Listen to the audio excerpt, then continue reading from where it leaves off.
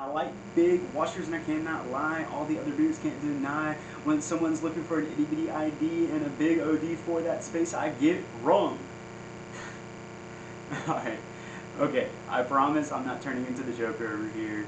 But these DIN 9021s do have my head spinning a bit. Alright, let's discuss. In the last video, before I took a week off for my 1-year marriage anniversary vacation, we talked about how DIN 125A and DIN 125B compares to ISO 7089 and ISO 7090, respectively. And it essentially boiled down to hardness, right? Remember, the dimensions were pretty much the same, but within 125, you had 140 HV hardness, whereas with ISO 7089 and ISO 7090, you had a 200 HV hardness and a 300 HV hardness, right? And that's at all diameters, okay? And so, do you remember which hardness is supposed to go with which class of steel? I'll give you a second to think about it.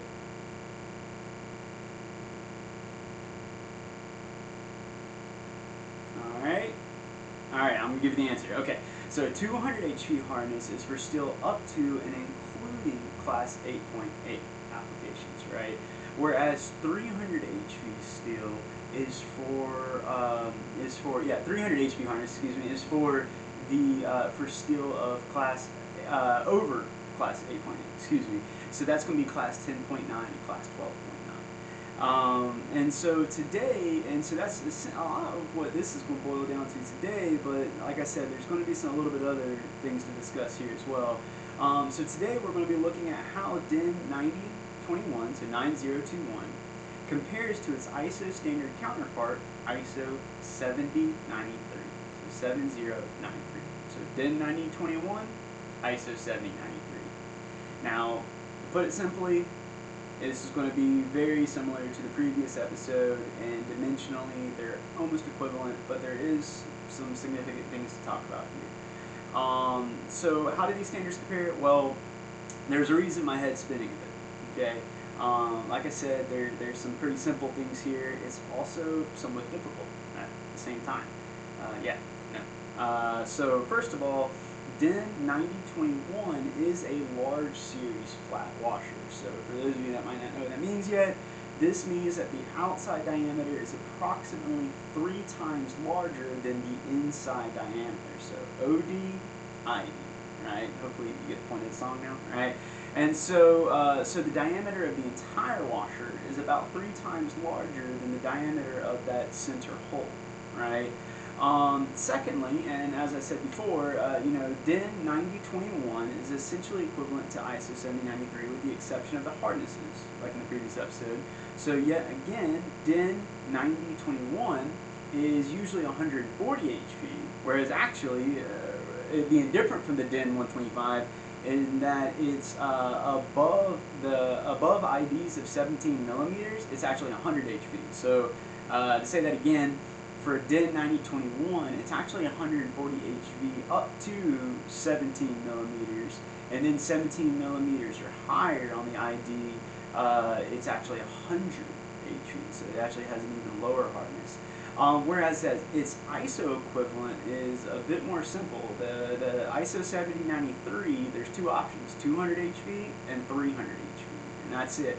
And that is across all diameters, okay? So again, if you're looking for a large series plain washer for applications with bolts class 8.8 steel or below, then you're going to want to get a 200 HV ISO 7093. If you're looking for that large plain washer for applications with like 10.9 or 12.9 bolts, then you're going to be looking for a 300 HV ISO 7093. All right. And then other than that, that actually kind of simplifies it, right? Whereas with the DIN 9021, you had 140 HV at some diameters and 100 at others.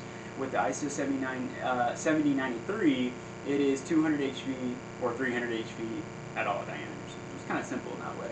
Also, for the alloy steels, ISO 7093 is available in plain finish, zinc plated, yellow zinc, and hot dip galvanized, just like DIN 9021. Really, the only differences as far as availability that I've seen so far is that DIN 9021 is available in plastic, where we're not really seeing that a lot yet in ISO 7093. But ISO 7093 is available in A5 stainless steel, where we're not seeing that in the DIN 9021. And so now we're going to kind of hint at why this is somewhat difficult. A part of the reason that doing any research for this lesson particularly is a little difficult is because DIN 9021 has been withdrawn. Like, it is a withdrawn standard. Obviously, it can still be found, and kind of like with DIN 125, it's more prevalent in the States, and so that's why we're a great source for your ISO 7093 needs. Because of it being withdrawn, you know, some of the newer materials like A5 do tend to be only available in ISO 7093. And so that's kind of going towards why it's more difficult. And so let me just really touch it, and I don't want to get too deep into this, but there is a such thing as DIN 9021A and DIN 9021C. And there's a such thing as 7093-1 and 7093-2, or to put it more correctly, actually, they call it 7093 Part 1 and 7093 Part 2. And as you might guess, DIN 9021A is equivalent to ISO 7093-1, and DIN 9021B is equivalent to ISO 7093-2. Okay? So this is why it's a little confusing, because, and maybe somebody knows the answer to this. If you do, please feel free to message me on LinkedIn, or send me an email or something, or give me a call. I'd love to discuss it with you. I would like a reference on it. So maybe someone watching can answer this, but I'll admit I do not know from any research that I've done exactly what the applicable difference between those two types is. So much. This is kind of hairy, so much so that many suppliers do not even distinguish between DIN 9021 type A or B, or between ISO 7093-1 and 7093-2. It appears that if they do distinguish between them, particularly with 7093, that they generally only stop DIN 9021 type C and ISO 7093-1, which are two different things. So that's why it gets a little confusing. The only 7093-2 that I've actually seen in stock from Europe is in brass. Whereas pretty much all the other ones, your alloy steel, and then your A2, A4, A5, those are all 7093-1. So this is a topic that I hope to have a better answer on for you guys in the future. We do intend to come back to some of these videos that we're doing right now, which are generally pretty basic, and do maybe a more advanced series of content knowledge down the road once we get through a few more of these types. Right now we're on the washers, and then we'll probably go into screws, and then into nuts. And so once we kind of get through that round, maybe we'll come back with some more advanced episodes specifically on things like this, right? So that's it for today.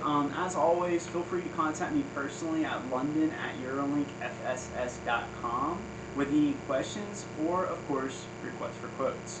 Also, as I said in our previous episode, you can now download the lesson plans for these videos from our website. I'd actually like to show you this. If you go to our website, actually at the bottom of the home page, you'll see the most recent episode, right? So that's that last episode on the DIN 125s.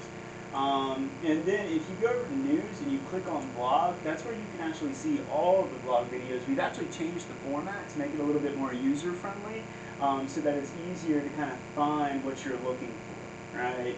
And like I said, we're releasing every Wednesday. Obviously last week I took it off because I was on vacation.